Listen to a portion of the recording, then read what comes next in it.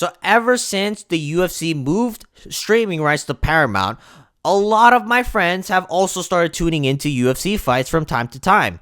And I gotta say, I enjoy that a lot, but they don't really know what's going on within every single division like I am. So today, I'm gonna start this brand new series where I'm basically describing every single ranked contender, starting from heavyweight all the way down to flyweight. Alright, if you guys are in a similar situation like me, you guys can probably just use these descriptions to perfectly describe every single ranked fighter on the roster. Alright, so without wasting any more time, let's jump right into the video. So I'm going to start off with the heavyweight champion, Tom Aspinall here. On paper, he is the perfect heavyweight because he gets exciting finishes, and you don't really see this level of skill, power, and speed all combined into one heavyweight, quite like Tom Aspinall, right? But the only issue here is that Tom Aspinall is despised by the UFC. Just like, I can't make people fight, right? If I want to put together a fight, I can't make people fight. And you definitely can't make somebody continue if they feel they've been injured. Only Tom knows what happened. Could he see? Couldn't he see? Could he continue? Only he knows that. Like, this guy was made to just hang out dry with an interim belt for 2 years because Dana White was secretly just sucking on Jon Jones's cock. And now that he's the undisputed champion, the UFC want to get rid of the belt as soon as possible out of his hands because at the end of the day, he's not exactly this marquee name that the UFC is interested in building. They would much rather build this French guy in Ciryl Gane, who only fights once a year, rather than actually promoting Tom Aspinall, who puts on fun fights, who is relatively active when he's not being held back. And also, I think he's overall a more enjoyable fighter to watch. But the UFC doesn't see it that way. To the UFC's eyes, they see Tom Aspinall as this British bloke that, should not really be holding the belt, only because Jon Jones refused to fight him. But let it be known, though, all right? Even though Tom Aspinall might lose his rematch to Ciryl Gane, or the UFC might just get rid of the heavyweight belt if Tom Aspinall will not fight due to eye injuries, I think it's safe to say that no matter what happens, Tom Aspinall, at the end of the day, made Jon Jones his bitch. Now, I'm going to move on to this heavyweight phenom called Ciryl Gane. I used to really like him because he was an elite-level striker with actual speed and technique, which, again, is very rare in the heavyweight division. But as of recently, I just cannot wait for Ciryl Gane to lose, right? And I got nothing personal against Ciryl Gane per se, but it's just so obvious that the UFC are trying to prop up Ciryl Gane solely because he's French. Right? And not to mention, he is also one of the dirtiest fighters on the roster. Like, I cannot tell you a foul that Ciryl Gane has not committed over his last couple of fights. Right? Back of the head shots, fence grabbing, groin strikes, eye pokes. You name it, Ciryl Gane has probably done it. And the worst part of this is, he only fights once a year because he's too busy living the movie star lifestyle in France, right? This guy's basically a part-time fighter who clocks into work once a year, like Santa Claus, and yet, for some reason, the UFC believe that if he wins the belt that he's going to be a superstar and that he's going to carry the heavyweight division, when in reality, the heavyweight division is going to be more dead than ever if Ciryl Gane, of all people, becomes the next champion. But still, though, it's hard to argue his skills, right? Even though he has had a couple of iffy fights here and there, right? He is a top 5 level heavyweight, and he is very good compared to most of the heavyweight blobs in the UFC. Now on to this next guy named Alexander Volkov. He might be the most disrespected fighter, at least in the heavyweight division, because this guy just gets no love. He fought Ciryl Gane 2 years ago, and he clearly beat his ass. But the UFC judges robbed him in broad daylight, and then Dana White's out here talking about, we're going to make it right for you, pal. And you know how they made it right for him? They put him up against Jailton Almeida, while Ciryl Gane got to fight for an undisputed belt against Tom Aspinall. But still, though, you can actively see this guy improving every single fight. And that's what's really great about Alexander Volkov, right? He has a lot of losses. 39-11 isn't exactly the prettiest record. But still, though, he has learned a lot of lessons throughout his UFC career. And every time he comes back off a loss, he actually looks pretty good. Right, minus the last fight between Jailton Almeida, but I'll get to Jailton Almeida in a couple of seconds. What happened to this man's aura?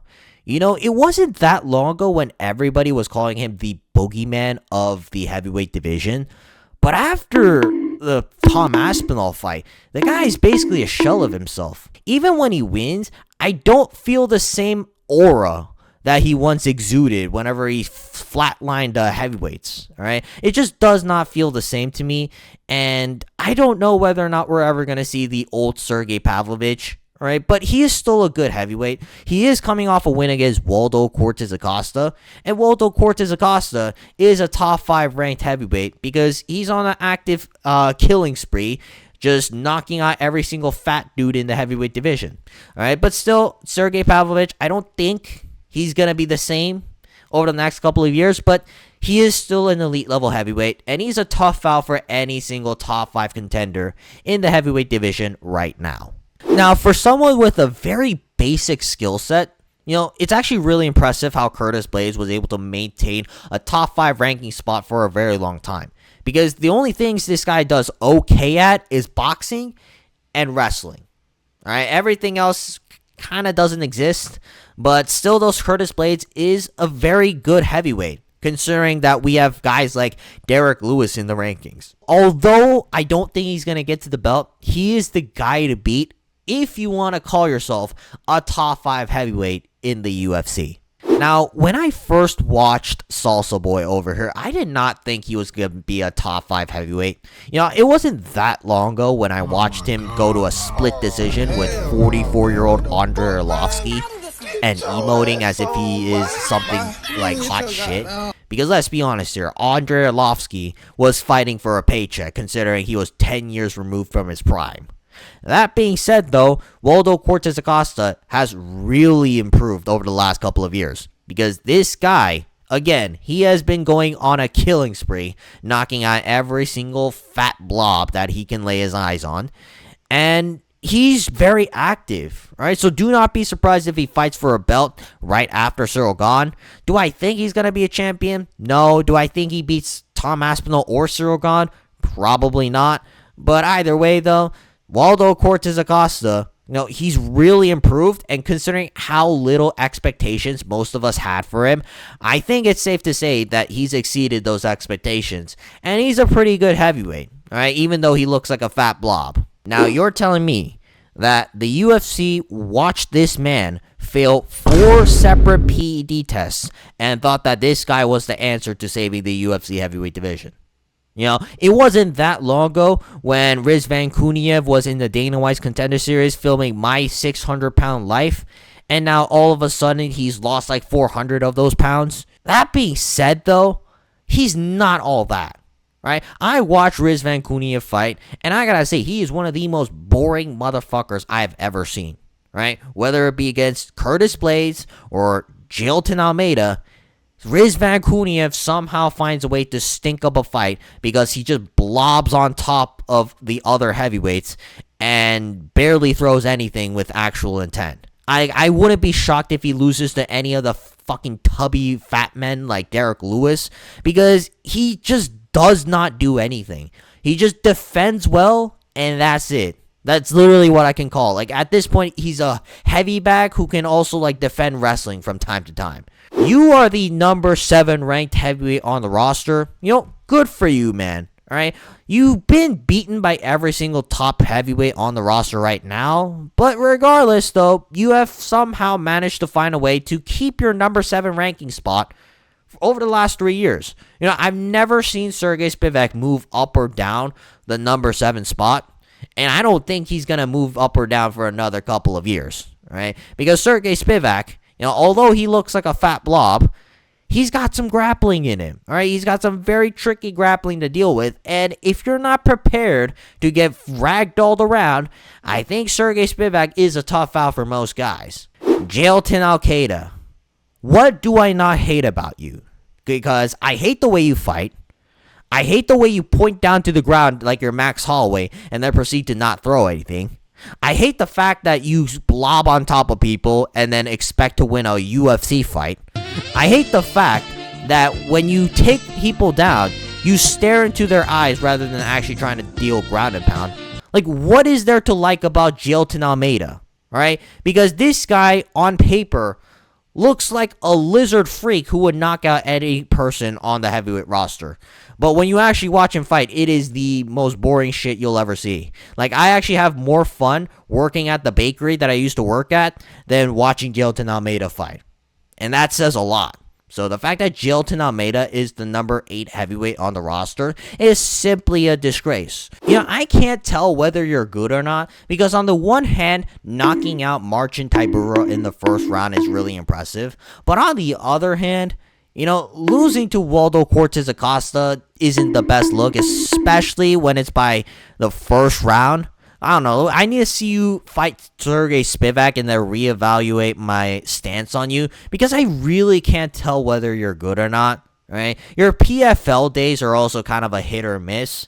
So hopefully you put on a show for us against Serghei Spivac like what you did to Marcin Tybura. But if you don't, I wouldn't be shocked, because honestly, I can't tell whether you're all that or not. Now, in order to get into the top 10 of the heavyweight division, you need to go through Marcin Tybura. Alright, now on paper, he just looks like another NPC fat blob that you can easily ragdoll or knock out. But do not be fooled. If you do not have any sort of grappling, Marcin Tybura will make work with your ass. That being said though, if you have any sort of muscle or grappling in your back pocket, Marcin Tybura should be a piece of cake. Alright, so Marcin Tybura, although he's not an elite level heavyweight, he is a very solid gatekeeper that just makes sure that all the heavyweight blobs stay outside of the top 10 of the heavyweight division.